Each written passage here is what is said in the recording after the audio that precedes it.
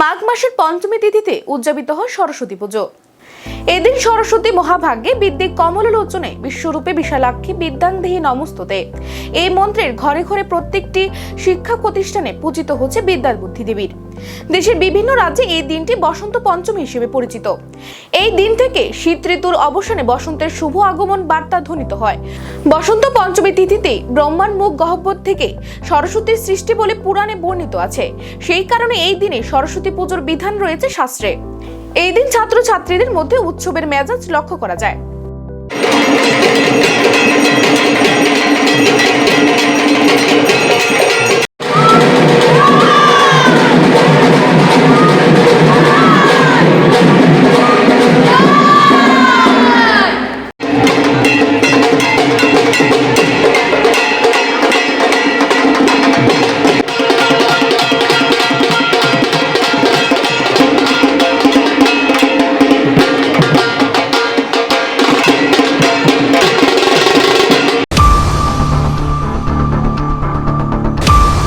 মায়ের কাছে তো প্রার্থনা অবশ্যই থাকবে যেন আমাদের যেহেতু স্কুলের পুজো, তাই আমাদের ছেলেমেয়েরা যেন ভালো রেজাল্ট করতে পারে, আমাদের মেয়েদের যেন ভালো রেজাল্ট হয়, সেটা অবশ্যই আমাদের মায়ের কাছে প্রার্থনা থাকবে।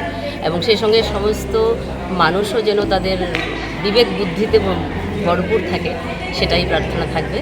আর আমাদের এই পুজোটা প্রত্যেকবারই করি, কিন্তু এবার আমাদের পুজোর বিশেষত্ব হচ্ছে আমাদের এই প্যান্ডেল গড়েছেন আমাদের বিদ্যালয়েরই একজন শিক্ষক রাকেশ শর্মা, এবং ওনার সঙ্গে সহযোগিতা মেয়েরা ছিল, আমরা সবাই মিলে ছিলাম।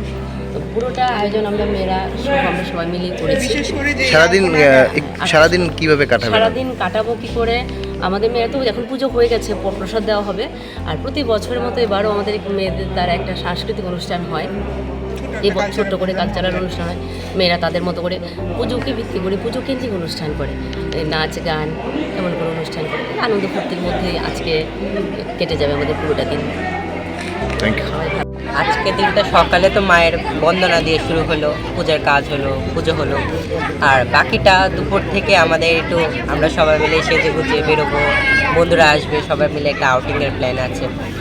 আর মার কাছে প্রার্থনা চাই আমাদের শিশুরা যেন পড়াশোনার দিক দিয়ে এগিয়ে থাকে, সব দিক দিয়ে এগিয়ে থাকে, সবার যেন পড়াশোনাতে মন বসে, বিদ্যা দৌ বুদ্ধি দৌ, আমাদের স্কুলকে যেন ভালো রাখুক, সব ছাত্রদেরকে যেন শান্তি কামনা করে।